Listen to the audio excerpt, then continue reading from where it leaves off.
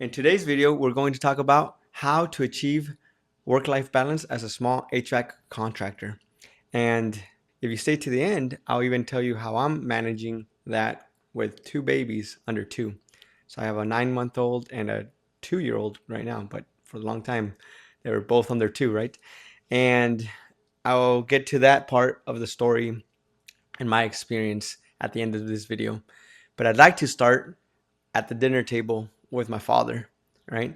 I knew that I always wanted to be in business. I didn't know that I wanted to be in business with him, doing what he does as an air conditioning technician, right? But I did know I wanted to be in business. So I remember every dinner table, he'd come home, we'd wait for him to dinner at our house. We don't eat dinner until after 8 p.m. and 8 p.m. is early. A lot of the times dinner was 10:30 p.m. Okay, which for me worked out perfectly because I grew up playing soccer. I'd go to soccer practice 7 to 9. By the time I'm home, I shower 9:30, do a little bit of homework. 10 p.m. dinner was perfect. However, that also meant my father was coming home very late every single day, and he'd do it for day in, day out, 7 days a week, 365 if needed. He'd barely rest on Thanksgiving, Christmas, any major holiday. For him, major holidays meant awesome. I can double down on what I'm already doing and make a little bit more money because a lot of his employers, his bosses, would pay a little bit more for working holidays. Now, at the same time, don't get me wrong, he is a big family man. He does love spending time with his family.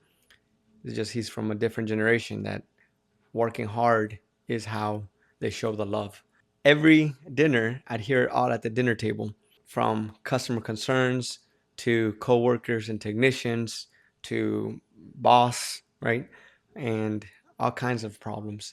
And so I always knew that this was a very easy business for me to tap into with the mindset of a child, right? A child says, why are you installing an AC at 100-degree weather? Why are you unclogging the drain line again a year later for that same customer?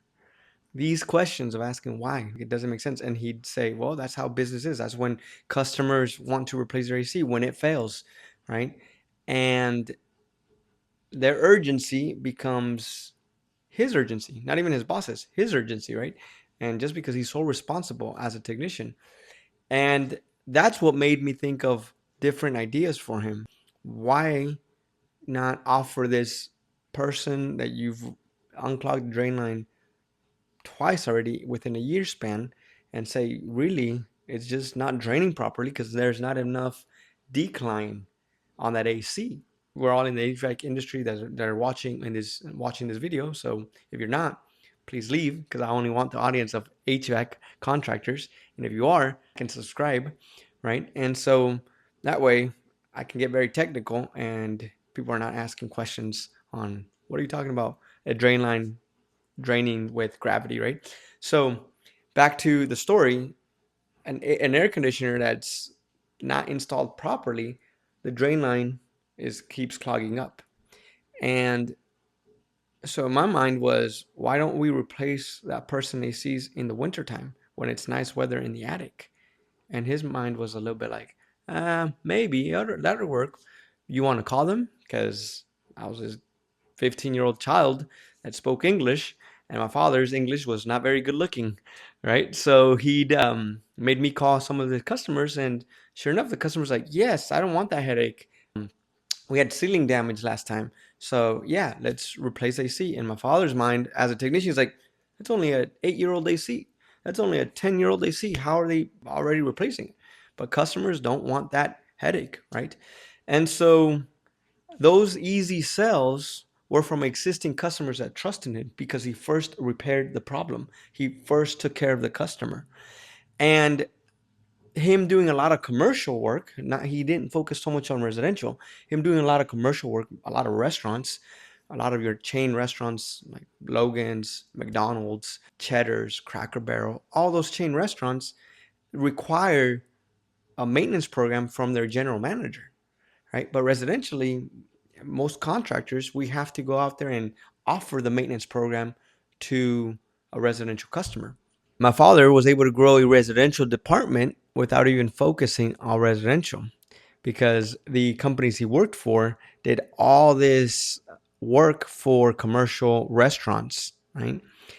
But when all those employees of those restaurants, like the managers or the cooks or the dish guy or the servers, would know that he's an AC guy that comes here often and fixes the air conditioner, fixes walk-in cooler, the ice machines, they'd ask him, "Hey, did you residential HVAC?" And he's like, "Not really, but I can take a look. Let me help you." So he did it more as a service to help that person. And so when we started the business, we were actually thinking a little bit too much like technicians, because a technician's journey, they start as a journeyman, as an apprentice for a year, 2 years running ductwork.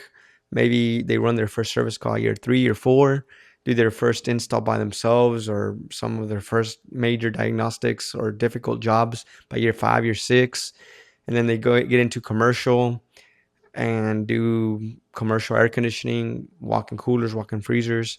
And that's actually why a lot of HVAC companies don't even offer commercial refrigeration, because it's a more of a skill on the refrigeration side, and hiring those refrigeration technicians are a little bit harder to come by. And so by this time, that technician's probably 10 years as a from when they first started to where they're at now, that they don't even want to go back to residential. So that's why I'm saying that we, as business owners, were thinking a little bit too much like technicians and not wanting to go back and do residential work.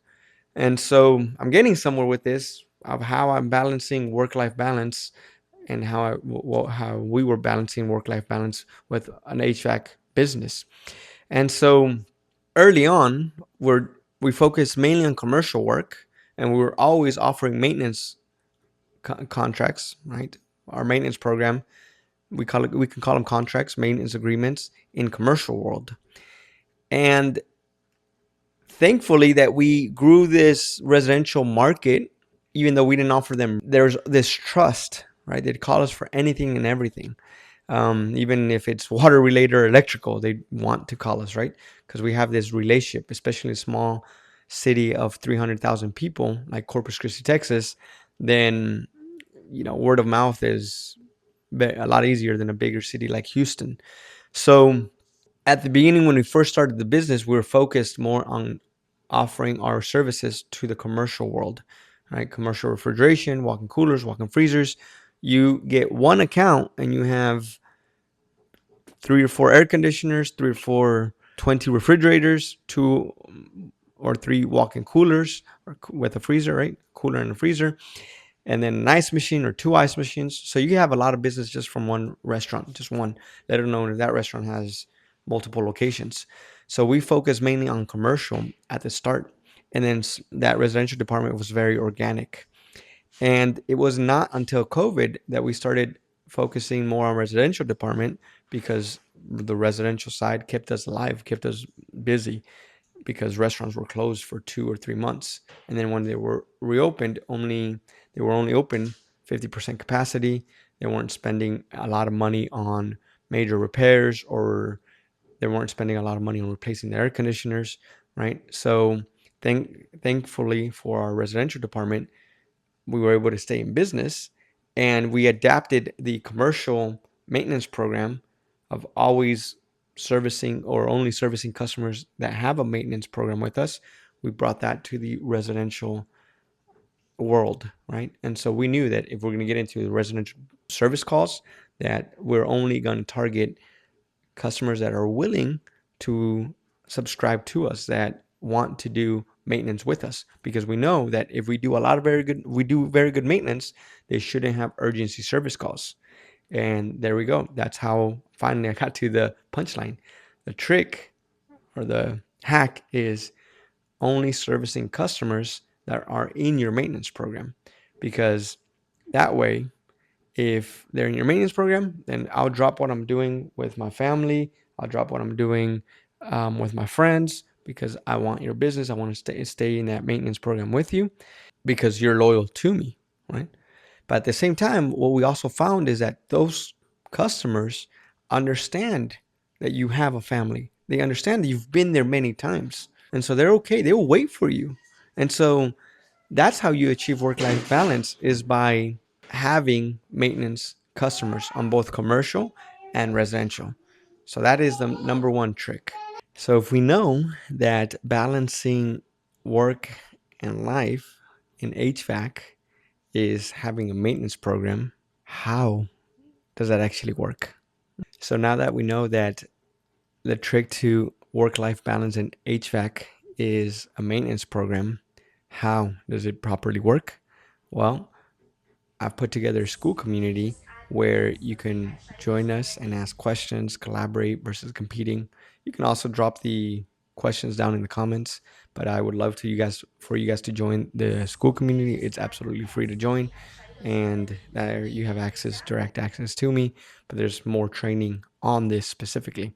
Back to the maintenance program and how that gives you work-life balance is I'm going to speak a little softer because this is pretty much the secret sauce right here.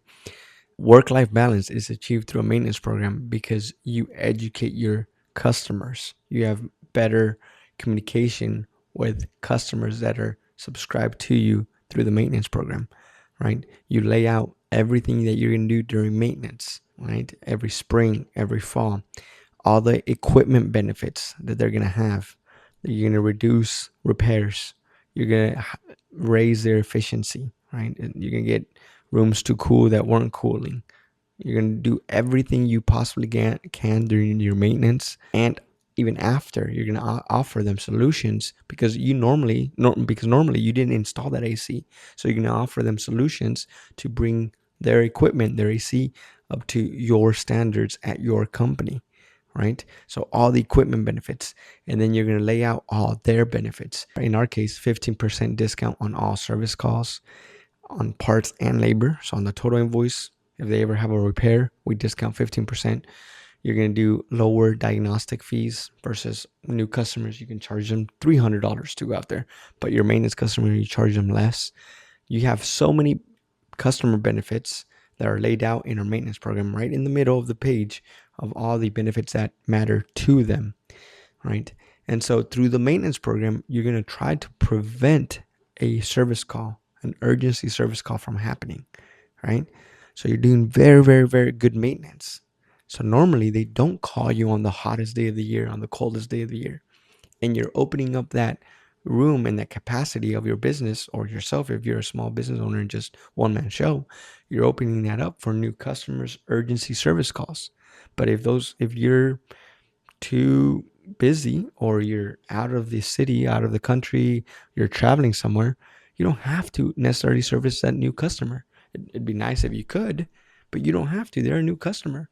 You have your existing customers locked in.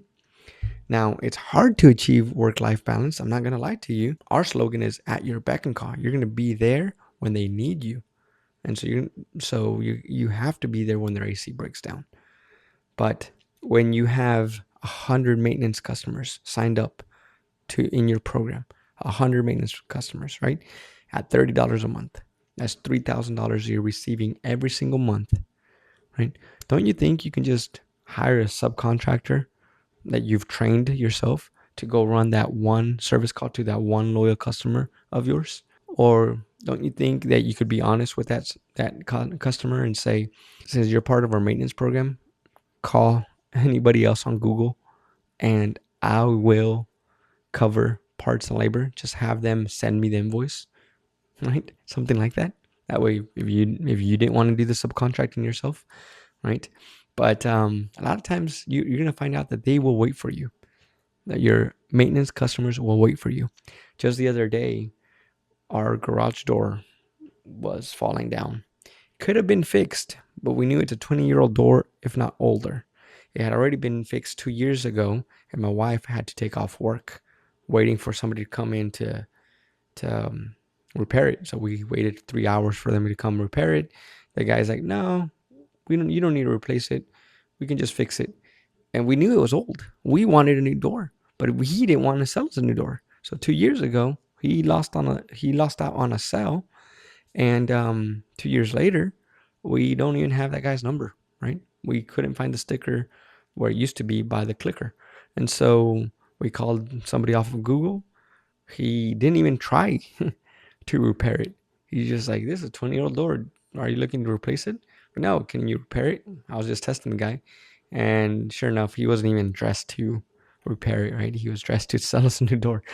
And my point with this is that if the other contractor would have been on the maintenance program, I probably would have waited for the other contractor because I trust him. He didn't try to sell us a new door, right? He came here to repair it, which is what my wife had called for. We weren't ready to financially. Nobody wants to cough off that money. We were ready to repair it, replace it, given the age, but economically, we were happy to just do the repair. We were happy that he didn't want to sell us a new door, right? And so if he would have had a maintenance program, we probably would have opted in, and he would have gotten the replacement 2 years later. So that also, the maintenance program also puts that customer in your ecosystem away from all the Google ads, Facebook ads, Yelp ads, right? Or even if they are getting hit by those ads, they're willing to wait for you and use you and continue using you. And I know this because I've heard of other business owners not solve a concrete problem, not solve a plumbing issue because they normally call one guy, right? So yeah, there you have it. The hack is maintenance program. Now, the trick is educating your customers to understand that you're trying to better their equipment every time you're there, at least trying to get it through 15 years or 10 years of life before you replace it and make it your own install. That's going to be a better installation. That's going to be leveled higher so the drain line drains better, with a P-trap properly installed, with a vent properly installed, with a 4-inch filter to keep dirt out of it, with a furnace to coil transition so you can clean out the coil during maintenance, with a UV light to keep the coil clean, right? With a properly installed plenum that doesn't sweat. So you will be the one replacing that AC after you maintained it for some time. And hopefully you're replacing the AC first, making a higher ticket item, right? You got there, it's a 15-year-old system. You replace the system, but then you still offer maintenance, right? And you still offer maintenance because customers that are subscribed to you in your maintenance plan, they will listen to you. They become raging fans. You publish something on social media, they like it, they comment, they already know that that's truly the service they get, the one that you're posting on social media, right? That they're getting that very exceptional service. And again, if you are to have an urgency service call, then you can call a subcontractor that you've been using for many, many years and training as if it was your own, and have them run that one service call when you're out of town. The next topic I want to talk about in work-life balance is what I promised you guys at the beginning of the video. What am I currently doing? So I am managing two babies, two under two, by being a stay-at-home dad during the day, and then I'll go run a service call at 4 or 5 p.m. And that actually has allowed me to run a maximum of 2 service calls, because I've started this in the winter. So it gets dark by 6 or 7, and it's kind of hard to be at somebody's house at 8 p.m. when it's pitch dark. But in the summer, I know that 8 p.m. service call, people are going to be happy to see me there after they've done their entire work, went to the groceries, had some dinner, and then I get there, versus very interrupting their dinner, right? Or having to rush home to meet me at 5 p.m. So 5 and 8 p.m. times will be a perfect time to run a service call. But I decided to be a stay-at-home father, not only to save on daycare, right? Or a nanny, and then having a nanny raise my kids, more so I can be in my kids' development years, those first 5 years of their life, right? So they can be with me as much as possible, humanly possible. And then after they're with me all day till 4 or 5 p.m., then they're with my wife. So I started doing this 3 months ago, and I did jump into cold water a little early, given I didn't think my business was ready for me to completely be hands-off business. And so that's kind of why I'm jumping in at 5 p.m. and running a service call here and there, or taking care of our accounting, our books, or customer service, or giving direction to my general manager, giving direction to our marketing team. So I do clock in around 5 p.m., especially Monday, Tuesdays, and Wednesdays. At least Monday, Tuesdays, I have longer time. I don't have a cutoff time. I can work till 1 a.m. if I want to, straight. Just take a break for dinner. But Wednesdays, I do have practice. Thursdays, I still play soccer, so I still go out to the soccer field and I play on Thursday nights. And then Fridays, it depends, how busy that week was for my wife and I, if we're going to take a date night or if I'm going to put in a few more hours of work. But yeah, so that's how I'm doing life right now. And I'm doing these videos mainly for them, for my children, for my kids. If they ever wanted to take over Cold Solutions, all these videos are going to be how I grew this company, right? And so I can care less how many views I get. Hopefully, it does reach a lot of people because I'm going to add a lot of value given that these videos are for them. But again, it's for them. So if I only got 10 views out of every video, I can care less because these videos are truly going to be about how I was able to grow my air conditioning business to 300 to 500K consistently year after year. So think about it. In 10 years, if I've made 500K in revenue every single year, in 10 years, I've sold $5 million in 10 years. And I've been in business 14 years, right? And I did a business administration degree at the University of St. Thomas. So if you have questions on if you should listen to me or not listen to me, I always say, don't listen to anybody, right? You go take action, you go do the work, and then take bits and pieces from what you need, from who you need, and follow those that you resonate with, those that you connect with, on every level, on a personal level and a business level. And yeah, I'm getting sidetracked, but these videos are for my kids, and that's how I'm doing my work-life balance right now. Is I'm actually putting a lot more time on the balance scale with family than I am on my business. But from 14 years of being in business, I wasn't that way all along. At the beginning was probably 5 or 6, 7 years of me putting in more work than anybody on this world. Probably the only person that's put in more work than myself was my father. I don't know any other more hardworking human being than my father. And then, or I would even say me and then my father, but he probably worked a lot harder during my age, right? And that being said, work-life balance doesn't have to be every day. You don't see it on day to day. You don't see it week after week. You have to compare it in last week and this week. If last week you worked very hard, this week you have to consciously take it a little bit more relaxed, right? You have to consciously say no. Say I'm going to program that maintenance, that installation 2 weeks out, right? It's hard to program urgency service call, but in installation and maintenance, you can schedule these, right? And a lot of times you want to get things done the same day, the next day, but but part of another video that I made of the 13 years in business, the lessons I learned, I mentioned in there that customizing your business is very, very important, and that's one of the lessons I learned. So it's this video here, or it's this video here, depending where my editing team puts it. But yeah, so customizing your business is very important for this. It's very important for you to be able to have work-life balance. It has to be a conscious decision you make early on in your business. If your number one goal is a work-life balance. And with that, I'll leave it up to you guys to share in the comments if you found if this video helpful. Also, I want to invite you one last time in this video, at least, to join our school community where we collaborate over versus compete. And I'm only letting HVAC business owners in and nobody else. And I'm questioning people before I even allow them in the community to make sure that they're HVAC business owner. I go check out their Google profile. I'll go check out their Facebook page, their website. I have a phone conversation with them. So join the community, but you'll be hearing from me because I want to make sure that only HVAC business owners are let in. And again, thanks for listening. Happy HVACing, and it's go kill it. The world is yours. Thank you.